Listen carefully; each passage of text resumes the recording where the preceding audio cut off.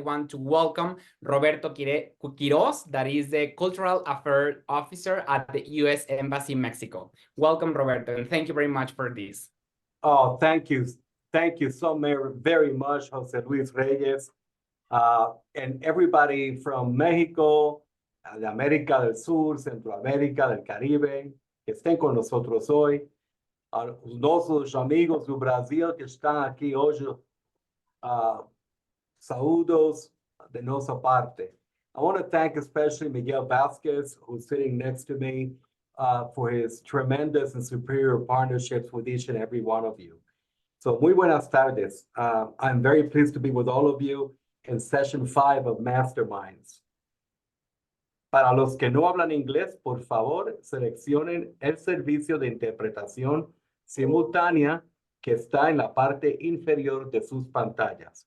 Gracias. So today we have an important announcement. First of all, it's the call for the Young Leaders of the Americas Initiative, known as YLI, that opens up on May the 8th. On May the 8th. The YLI Scholarship includes the following. Number one, a 4-week professional placement in cities across the United States. Number two, YLI Entrepreneurial Leadership Curriculum, including online and in-person coursework developed by Arizona State University. And the online portion starts a few months before the U.S. exchange.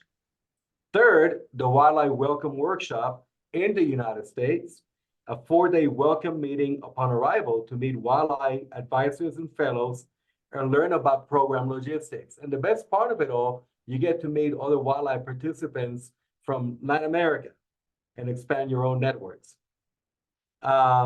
Number 5, 2, 3, 4, number 4, that is, the YLI Closing Forum in Washington, D.C., as well as a series of networking events with business and social entrepreneurial leaders and U.S. government representatives. Next, the YLI is for entrepreneurs 25 and 35 years old who can communicate in English. A B2 English level is recommended. So we ask you to look for information on YLAI.state, STATE.gov, G-O-V. Embassy social media, and from all of our almost 130 Mexican alumni of the program who will be very happy to answer your questions. This information will all be available to you on May the 8th, and you heard it here first.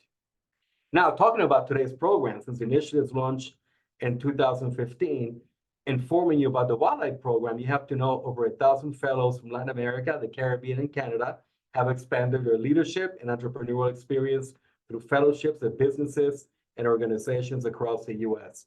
And we encourage you to apply. The most important lessons learned from the program are really from each other, from all of you, sharing best practices and best ideas. De latinoamericanos para latinoamericanos, y Estados Unidos honrados de estar con ustedes en esta jornada. So today we are very proud to welcome YLI alumna, interviewer Dennise Vigueras. She is the founder and CEO of Fashion Law MX and consultant of intellectual property and the creative industries. Dennise specializes in fashion, art, science, and technology. We want to say, Dennise, congratulations on your work, on your leadership, and your achievements. We want all of you to consider the value of intellectual properties. Why is intellectual property so important? If your talent is stolen by somebody else, you don't get the value for that. Part of our system, the rules-based order, the international rules-based order that the United States talks about, together with our allies around the world and our partners, this is a key component of that, because intellectual property safeguards and protects your intellect, your talent, your inventions, and your work. It applies and protects each and every one of us. Now, we are thrilled to also have with us Nadia Carta, industry lead at Google. Nadia, in her 15 years in the corporate world, has spearheaded transformative multicultural global programs across multiple disciplines. She is a mentor and a sponsor for underrepresented groups and young talents. And why is this important? Because for our nations, the United States, Mexico, and each and every one of our nations, to truly prosper, we have to empower all citizens, indigenous groups, Afro-Mexicans, people living with disabilities, LGBTQIA+, everybody who may not have the economic means to advance needs a chance. And it takes people like Nadia, Carta, and you to extend a hand to them and say, come on a journey and I will mentor you. Now, she is passionate about public speaking, including as a TEDx speaker, as well as podcast host and producer of 99 Humans, a multimedia platform centered on humanizing leadership across industries. And she will talk to you about this because in leadership, you have to have a human face. You have to have a human dimension. So people say business is business and coldness, but humanizing leadership is vital in today's day and age. And finally, we want to thank Kingala, the U.S. Embassy's implementing partner for this virtual conference series. We appreciate all the work that they do to strengthen entrepreneurship in Mexico. So I close by saying this, and much has been spoken about our partnerships and what they mean for the 21st century. This today, your talents, your immense contributions, being welcomed and listened to by one another, is perhaps one of the greatest partnerships we can have together. And the United States is honored to be with you today. And welcome Dennise and Nadia, and to each and every one of you, we wish you best wishes.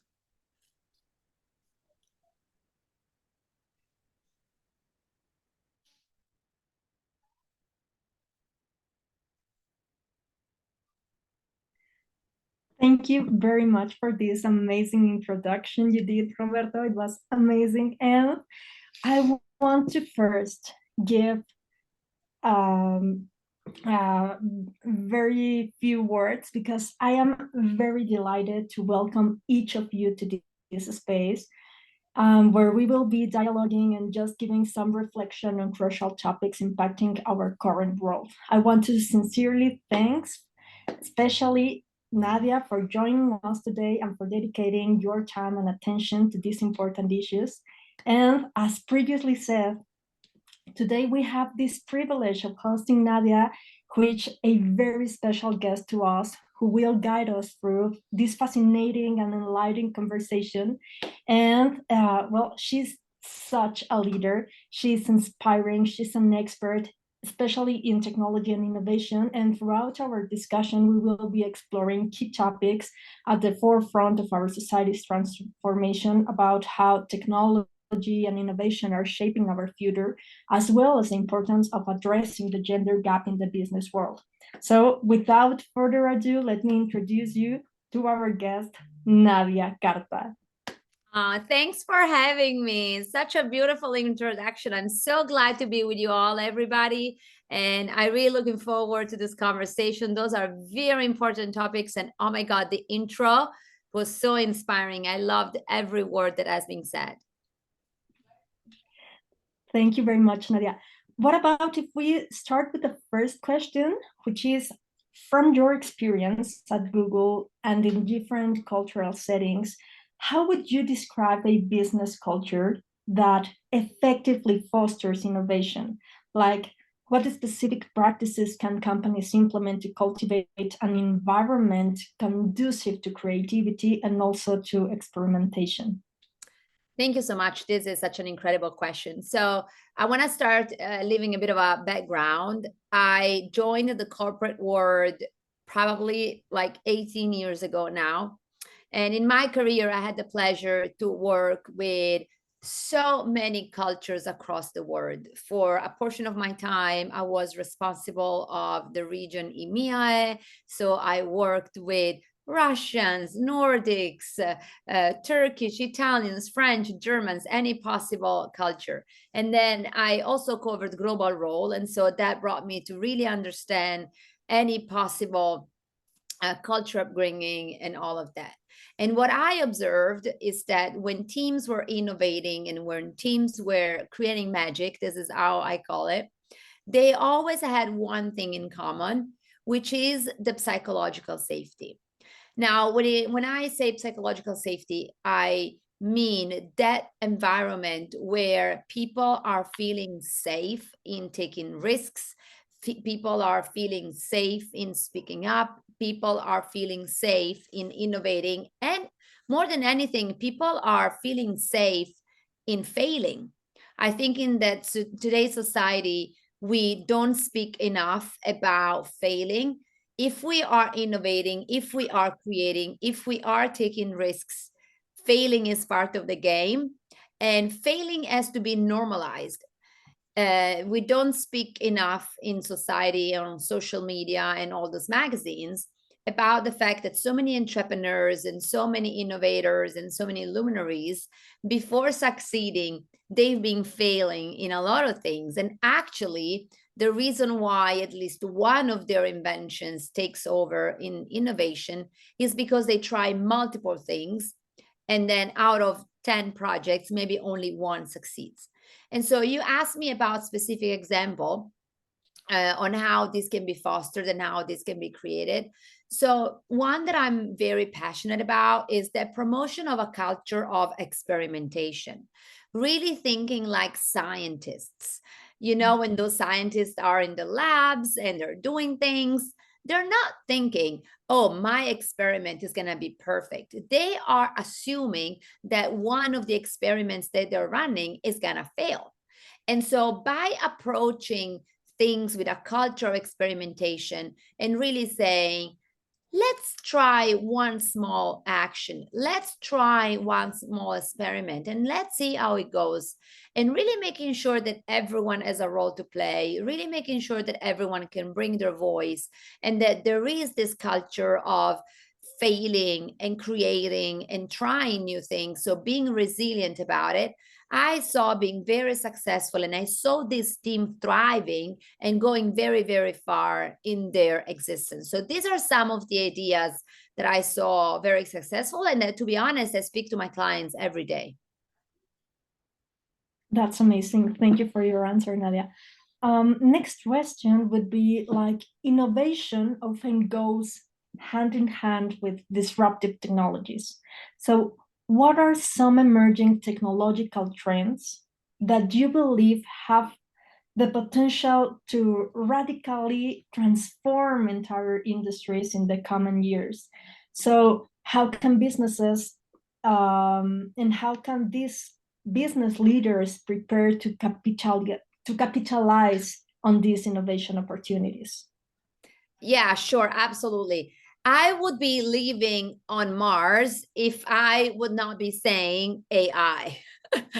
AI truly is the third revolution after internet and after mobile. We now have this incredible, incredible technology that is transforming so many industries, from healthcare to climate change and sustainability to retail, telecommunication, travel. Really bringing the ability to leverage artificial intelligence to improve profitability, drive growth, and drive innovation, I believe is going to shape the world in all of these elements. And to the part of your question about what can leaders do and what is required, especially for everyone in this room, you must stay informed about what's going on. I do a lot of speeches also to students and to young people in the early days of the corporations. And I always say that this is a very special moment because you can decide how to shape your career. You can decide how deep you want to go. You can decide which direction you're going to go. There's so much information out there, and there's so much free information and free training and free education for everyone to access it. And I really encourage everyone to be agile in this process of learning, because you can really mold your future according to what interests you much. So for example, data scientists, if you love numbers, if you love mathematics, This is your time. There's so many models, there's so many marketing activities that are going on around teaching the AI on how to predict and how to analyze. And this is only one of the categories. If you're passionate about health, or if you're passionate about sustainability, there's been a recent example of how a country leveraged AI to foresee the flooding effect and really making sure that everyone was safe if something was about to happen. So these are only a few of the examples that are available. But if you want to remember only one thing, is really this acronym that I called LEARN, LERN, because it's really about learning what the technology, the AI has to bring for you. It's about experimenting with it, really trying. I hope that today the people attending have played with the ChatGPTs or the Google's Geminis and those solutions. And then the R, really be responsible about what you're doing and being responsible about how you're tackling. And then the N, really nurture your curiosity and finding way to talk about it, and even form small groups like the ones today to exchange ideas and innovate all together. So as you can tell, I'm very passionate about all that is going on in technology and AI, and I really encourage everyone to explore even further. It's amazing. Like, this acronym can be applied for so many industries and so many businesses, so that we all can provide something of value to our company. So that's amazing. Thank you for sharing that, Nadia. And for the third question, I would say you have experienced different cultural and professional environments throughout your career. So what strategies have you found most effective in fostering a culture of innovation with organizations, especially in this multicultural context, which unfortunately are each time more frequent? Totally, absolutely. I mean, listen, I feel that it's impossible to live in a world where we're not acknowledging cultural differences and we're not taking into account all the perspective. I actually believe that by bringing diverse groups together and by bringing diverse cultures, we can create more magic. There's so much going on and there's so much contribution that everyone can make. What is very important is to anchor this work into what I call values. So whatever organizations you're in, whatever group you're leading, for me, there's nothing more important than defining the values first. And why this matters is because there will be moments where people are going to have debates. There will be moments where there will be disagreement. There will be moments where there's going to be complex problem solving to be made. It's normal, it's part of our nature. And in those moments, what matters is to go back to what the values are and really identifying what are we holding ourselves accountable towards to. For example, if a value is abundance, right? I'm making an example. Then what are we doing all to offer abundant opportunities to everyone to show their creativity? What are we doing to create abundance opportunity for everyone to experiment? So this is only one of the examples. Of course, other values is always respect. This is something that is dear to my heart. Finding the way to disagree without being disagreeable, and finding the opportunity to say, everybody, how can we be on the same page as we move forward with this project? And of course, I do encourage everyone to spend some time in defining what those values are as a team. Values don't come from the sky. So one of the exercises that I love the most is to bring people together and brainstorm, really going wide and saying, what are the values that we aspire to have as a group? What is it that we want to achieve? And what is it that we are willing to put our skin in the game?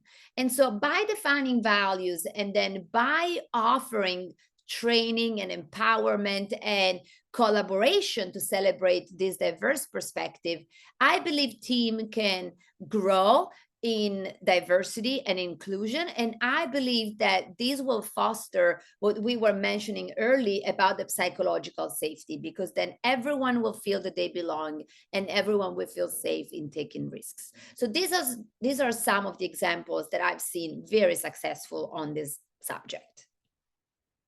Yeah, what you say about safety is such an mind-blowing thing to talk about, because otherwise there would be no option to work there, right? And you will not feel like open to share ideas and to work and collaborate and make a business grow. So that's such a great idea that you share with us. And also, I would love to know, like, despite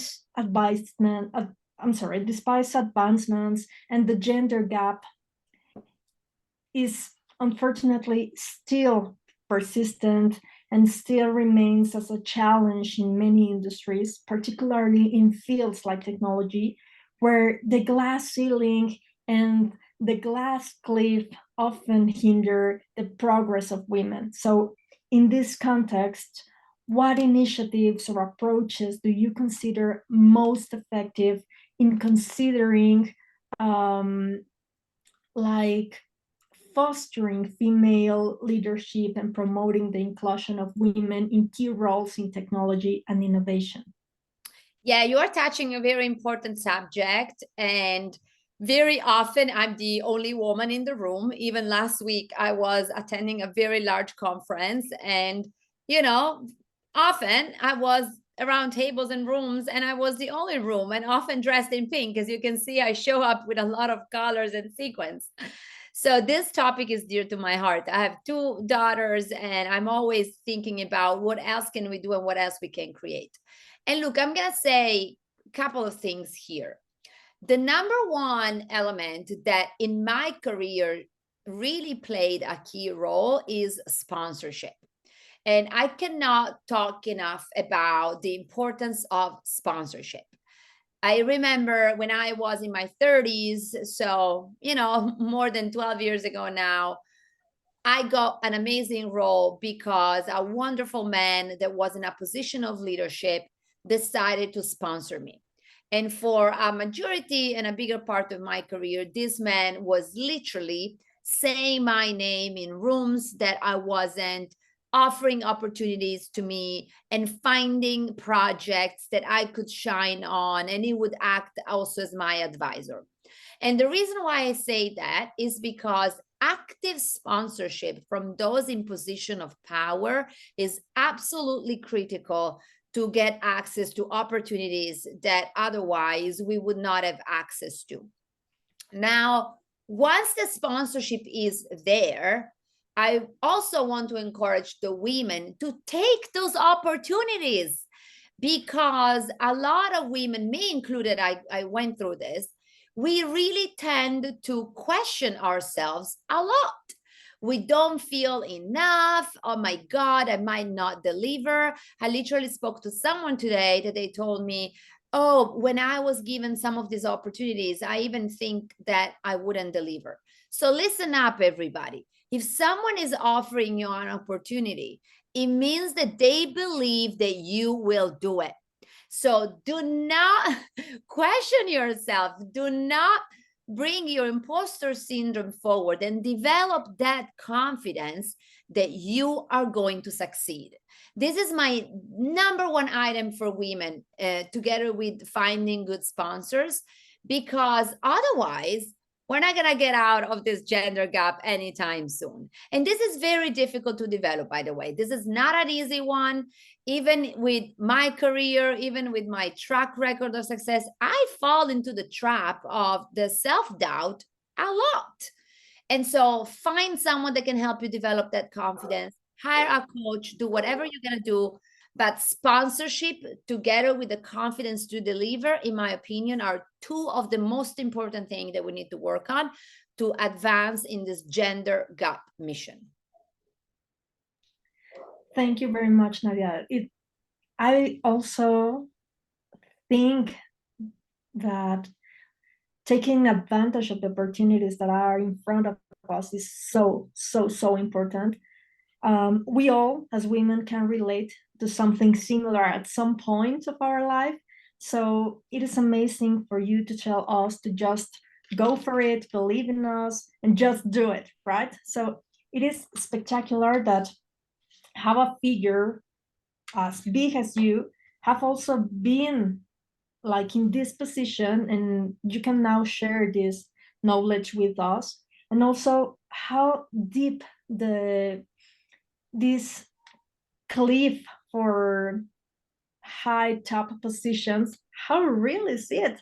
Like, we can see big cases like Yahoo and stuff like that, where you position a woman in big roles, but when you as an owner know that that specific company is about to sink, it's going down. So there's a book I read some months ago that it says that sometimes some men, of course, not all, but just want to have a woman holding the wheel, right? So it's Well, what I will say on this is it's very important that you evaluate very carefully the opportunities that have been offered. So running your due diligence, having a board of mentors that you can go to and saying, listen, what do you think about this opportunity? What are the pros? What are the cons? You should never accept an opportunity the moment you see it. You should think about it very rationally, and you should map it out through and through. What are the benefits that you're getting from this opportunity? What is in it for you? What are you required to deliver? And one question that I really love when I'm exposed to opportunities like that is, what help will I receive as I jump on this opportunity? Because we need to remember, we're not supposed to do everything by ourselves. And by asking, what type of support will I be mapped with, we can truly understand who's going to have our back. Will there be commercial support? Would there be recruiting support? Would there be financial support? Whatever it is, you need to have a full map of what you're stepping into. Because as you said, there's been so many situations, even in tech, where women were jumping on board and then everything was tanking. And you don't want to be in that situation because it turns very ugly. So get sponsorship, yes. And when you get an opportunity, do your due diligence. Thank you, Nadia. And it's so important to make that due diligence. Otherwise, it will not work that well. So it is very connected with the question that we are and the topics that we're covering now. The question that Carla P asks through the chat. So she says, ask for support if you yourself, Nadia, have a mentor or a coach, and if you have any recommendation for entrepreneurs. Yeah, oh my God, absolutely. So funny that this question really relates to one exercise, a practice that I'm a big fan of. So I'm in the process of publishing a book that is called 11 Ways to Spark Your Zeal. And one of the practices that I've write in this book is about defining your board of zeal. So what is a board of zeal? Is a group of people that you proactively assign, and those people are in charge of supporting you and sparking your own zeal when you are in a difficult position. So to give you a very practical example, I was launching a project last year, and I knew that this project would have been quite difficult. And so what I did before starting in it is that I looked at my network and I said, let me identify 3 to 4 people between professionals. So can be a coach, can be a mentor, whatever, but also peers, and then superior, and saying, who among these people could I go to in a moment of difficulty? Who of these people would cheer me up and would reassure me in a situation where I might not know what to do? And once I identified these people, I went to them proactively and I said, can you please support me? Or would you be for me that person that is telling me, hey, watch out, or be careful, or you are doing fine? So by telling proactively these people that they play this role in your life, you are giving them permission when the situations happen to be there for you. And for me, this is very important because a lot of times I'm hearing people saying, oh, I don't know where to go. I don't know who to talk to. And people are kind of shy of asking help and support. But let me tell you, if someone really loves you, if someone is a person, an individual that wants you succeeding and he wants you thriving and he wants to see you happy, they will go above and beyond to advise and support and mentor. And so you need to be proactive about it and you need to declare it. A lot of time I hear people saying, oh, I thought this person was my mentor, but then they never told them. Oh, I thought this person was my sponsor, but they never had the conversation. Once you identify the people that you would like to mentor you, you need to be very clear about what the expectation of this relationship is. And you need to be very clear about what success looks like. Do you want to talk to them once a month? Do you want to talk to them once every 3 months? Or you want to be able to text them anytime? So when you are in the situation of forming your board of zeal, this is how I call it, you need to make sure that you approach it with a planning mindset and really honoring your need by declaring what you want to achieve. So I've been doing this in my life since I've been in the corporate world, and I never found someone saying, oh, I don't want to be your mentor. But I did find someone that they were asking, okay, what's our contract? What are we agreeing to? And what is our mutual commitment? So this is my best advice at the moment. Give it a try and let me know if it works. It is amazing just having this connection with allies and just friends that you know that will help you and have transited the same road with you. It is amazing. Myself, I have so many friends that were able to join this meeting, and I'm so glad that they did, because we all need and are benefited by those connections, and also we can help to them in one way or another. So it's always winning and just giving back to the community, and it is just a blessed circle, right? So and if you can, I would encourage everyone to give back. So you know, I got so many people sponsoring me and supporting me that now I give back. Everyone at every point in their time can be a mentor because everyone has something to offer. So for every time that you receive, give away. Exactly, that's amazing. Thank you very much, Nadia. So the next question is about collaboration and networking, and I would love to know, with your international experience, how have you seen collaboration between companies and professionals from different countries drive innovation and business growth? So what advice would you give your business leaders for establishing and maintaining effective networking connections internationally? Yeah, absolutely. You know, in the world that we live today, where everything is connected, everyone has a phone, everyone has internet, we truly are in one of the best decades for collaboration. We can talk to everyone. It was mentioned earlier that I have a podcast, right? And my guests come from all over the world. And my editor is this wonderful guy based in Nigeria. My executive assistant lives in Canada. So we truly are living in a space where if we want, if we are willing, and if we have the desire to truly be global, there's no limitation. There's so many platforms. For example, LinkedIn. LinkedIn is a platform that has so much potential for networking, for project collaboration, for ideation.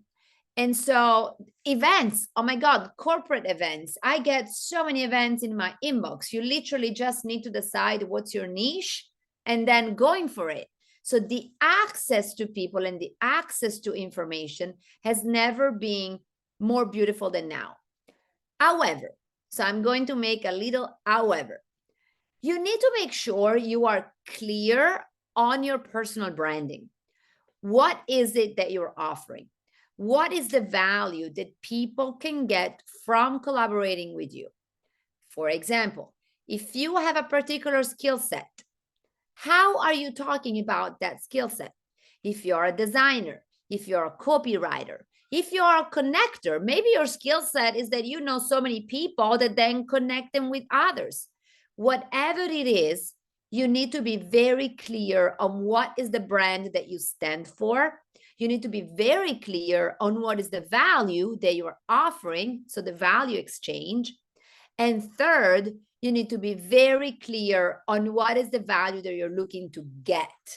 I still see so many times people being so generic that would send me messages, oh, would you like to get coffee? I'm like, I wish I could decide just to have coffee with the hundreds of people that message me. So what are you doing to cultivate rapport? What are you doing to cultivate relationship? And what are you doing to put yourself out there to attract the type of people and the type of projects that you are willing to have in your life? There isn't a better time in history for this type of things. And technology is here to help. I mean, look at today. I'm based in New York. There are 57 people connected from all over the world. And we are here doing magic and collaborating and producing growth. I mean, how amazing is that? It's so cool. Absolutely.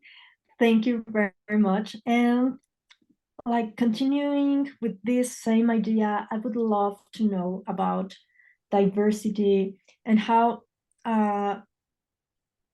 please share us your thoughts about how can companies and educational institutions design and execute highly effective mentoring programs that not only support the development of emerging talent, but also ensure inclusive environments for equitable participation of women, girls, and underrepresented groups in STEM areas, which are science, technology, engineering, and mathematics. Absolutely. This is a theme that is dear to my heart. I am a mentor of several networks and several employees groups, both inside Google, but also outside. And I would say that everything starts with a vision. What's the vision of that company? What's the vision of the entrepreneur for this type of projects? It shouldn't be just a check the box action, but it should be done with intention. And once the vision is set, start appointing people that are going to be accountable for the execution of that vision. And I've been part of several programs, for example, where I was volunteering to take every 6 months a new mentee for an underrepresented category, for example, and really helping these people in career progression, goal setting, confidence development, really doing monthly check-ins and saying how you're progressing. What can I do for you? What is a roadblock that we can remove, and things like that. So this is one of the examples, right? But also, number two, making sure that you are offering training programs. I gotta tell you, I'm Italian, and I come from a country where these topics, we don't speak enough about it. And I arrived in New York 4 years ago, which is the quintessential place where everyone in the world comes. So it's extremely diverse. And I had to study. I sat down and I started reading books. I started buying and listening to podcasts and upskilling myself. What does it mean to drive inclusion? What does it mean? What are the actions that we all might do without even realizing? What is the concept of bias? We all have bias as humans. What are we doing to acknowledge the biases and working on it and create inclusive environment? There's so much out there that we can do and upskill ourselves. We should not be waiting for minorities to tell us to do or to, act. So this is another tip that I always give people. And then listen, being creative, because it's all about what is that we are trying to change in the organization. I give you a very practical example that I found and that was absolutely brilliant. Reversed mentoring. What are the opportunities that we can have to offer, for example, Gen X and millennials, the opportunity to mentor baby boomers and Gen Z and vice versa? So if we have an organization where we are struggling, for example, with technological advancement, can we get some of the younger generations to mentor and coach the more senior generations, and vice versa? How is every senior taking responsibility over lifting the younger generation? So these are some of the examples that, in my opinion, really drive diversity and inclusion in the workforce. And of course, we can talk about gender, we can talk about racial, we can talk about socioeconomical. There are so many dimensions to this topic that really the only that it takes is getting started. And again, going back to the psychological safety, ensuring that employees have the space and the trust to come together, talk about it, and create those initiatives. Thank you, Nadia. What do you think if we start officially with the questions from our listeners today? Yeah, I would love. That's amazing. Thank you very much. So Edgar asks, what is making Google in sustainability with artificial intelligence? Which are the trends that you identify in these areas? Oh my God, this is a question in itself that it would require probably so many hours because we're doing so much. But I can give one example that, in my opinion, is wonderful. And if ever you come to New York, I'd love to invite you. So we just opened our new offices here in New York, and it's a sales office, and we built it completely sustainable. And we built it respecting all the environment and really recycling everything that we could recycle in the process. And we even paid an eye and attention to replanting in this building 1.3 acres of trees to attract species of birds that were extinct. And so this is only one of the examples of some of the things that Google is doing in the sustainability space. I would encourage you all, from our page, from google.com, you can search Google Sustainability, and we have an entire website that lists all of our initiatives, including also YouTube video. And the one thing that we're also doing that is pretty amazing is that we are providing all this AI and technology to organizations that are building softwares and technologies on top of this AI to address the topic of sustainability. I made the example earlier about the flooding. There was one country that, by using Google AI, they did all this analysis of the local data about flooding, and they were able to predict flooding levels in this country and alert and build solutions for the local community. This is huge. It's absolutely incredible. Same happened last year when sadly we had all of the fires, and it's an area that doesn't end. There's so much opportunity. So if someone of the people listening is interested in developing more in that realm, I can see it only growing and growing and growing, together with the waste reduction project and everything that is along the line of protecting our planet and make sure that we live in a world where everything is more sustainable. Thank you very much, Nadia. I'm very sure that Edgar and many of us will be checking out this Google sustainability page so that we can learn more about it, because as you said, it must be huge, all the projects that you're working And on. I'll say also this, our Chief Sustainable Officer, she shares a lot on LinkedIn as well. So you can also follow her. Can't remember her name right now, but if you Google, Google Chief Sustainability Officer, you can find her name and you can follow her on LinkedIn. She shares a lot of amazing projects. Thank you very much. So we will check it out. Thank you very much for sharing. And the next question comes from Cecilia. And she says, Nadia, could you please share a meaningful moment when other women supported you in your career journey, and how did that experience influence your approach to leadership?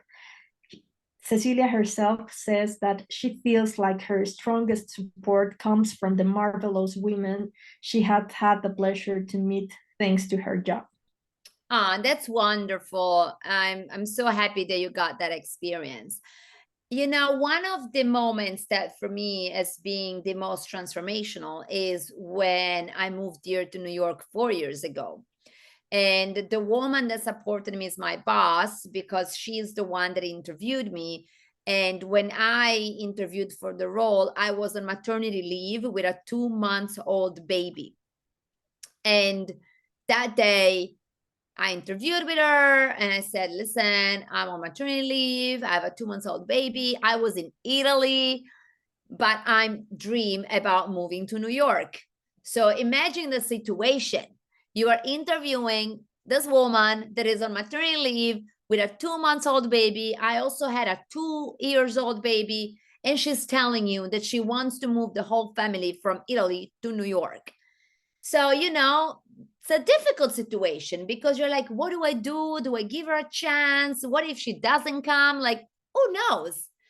Well, my boss betted on me and she hired me, and she said, I want to give you a chance. I want to sponsor you, and I want you to come to New York and lead this team and join us.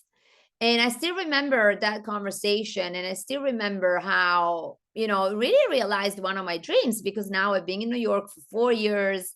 I love it so much. It opened so many more opportunities, and I want to stay. This is where I want to live my life.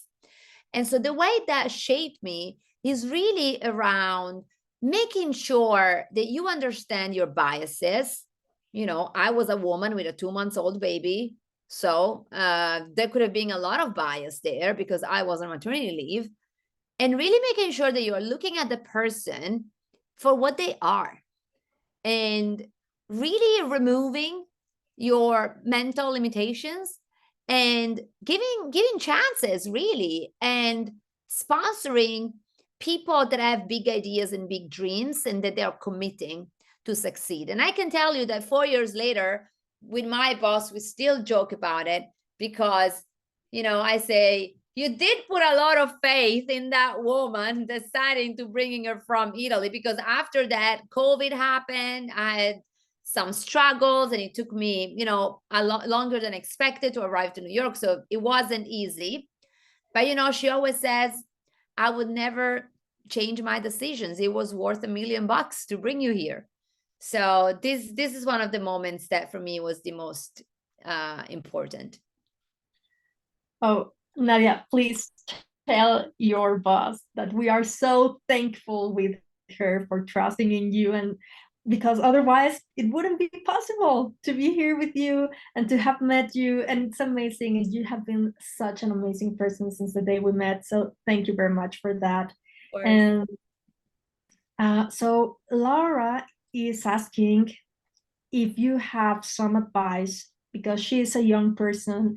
She says she loves entrepreneurship, but she has realized that she's also an intrapreneur, and she loves also that. So which advice would you give her for proposing a new line of business in the corporation she works for? So Laura, please tell us which is the business that you work for, so that we can be more specific. Yeah. What is an intrapreneur? Is kind of the person that gives ideas for a company in order for it to succeed. So maybe you have your work maybe in Coca-Cola, and then you say, oh, let's make this new beverage based on, I don't know, watermelon, and it will be such a hit, and then God, you give some ideas for it. So yeah. Yeah. I mean, listen, I have been in a lot of positions where I had the luxury of launching new ideas and innovate at Google, right? Massive companies. What I would recommend, if you are a person that is like that, you need to map and understand the culture that you are in. For example, corporations, they also evolve. And there might be times where there's more of a culture of creating, experimenting, and trying new things. And typically those are moments where the economy is going very well, where, you know, there's growth and there are less risks. And then there are other moments where maybe the company is not so keen of investing resources and taking risks. And typically those are moments where the economy is a little uncertain, like the moment we're living right now. So what I would recommend is, number one, map the culture that you're in right now. Talk to senior stakeholders, talk to people around you, and ask questions and saying, what is the appetite right now for innovation? What are your thoughts about new initiatives? What resources are available to create new things? So run your due diligence on this first subject. Then number two, should you find that there is an appetite for innovation, and should you find that your company is actually willing to invest, find your board of zeal. As I said earlier, identify 1, 2, or 3 people that you can innovate with. The road of innovation can be uphill and it can be daunting. There's a lot of resilience required. So finding a micro group that you can innovate with and that can complement your skill set, it can really help you. It's always key to have a long run. And then the third and last one, making sure that you find an executive sponsor. So someone high up in the chain that can really believe in the projects that you are pursuing, and that they can say, okay, this is a room that you can go, they can help you map it out, and they can really gives you idea and be a sounding board for your project. So these 3 things, understanding the culture, forming a board of zeal to innovate with you, and finding a sponsor, in my experience, are the 3 things that are the most critical when you want to innovate in a corporation. Thank you very much, Nadia, for all the answers that you gave us. And we are in the closing 5 minutes, so I want to thank you very much. And also, I would love to give a moment for the last minute question that arrived here. So maybe what do you suggest in order to gain trust in ourselves so that you can maintain that confidence and just go ahead and go for it? Yeah, very good question. I mean, listen, confidence is like a flower, or even, let me say, like a plant. Plants need water. You need to nurture it, and you need to nurture it every day. Even the most successful people in the planet, those that are public speakers, those that are, you know, out there creating and doing magic, everyone is investing in their confidence daily. It's like taking vitamins. I always say, people, you take your vitamins for, I don't know, omega-3, vitamin D, probiotics, you take it all, but you don't take vitamins for your brain, for your mental health, for your confidence. And that has to change. So the reason why I started my side gig, you know, Spark Your Zeal, is because I believe that confidence and the love for what you're doing for yourself is something that needs to be nurtured daily. How do you do it?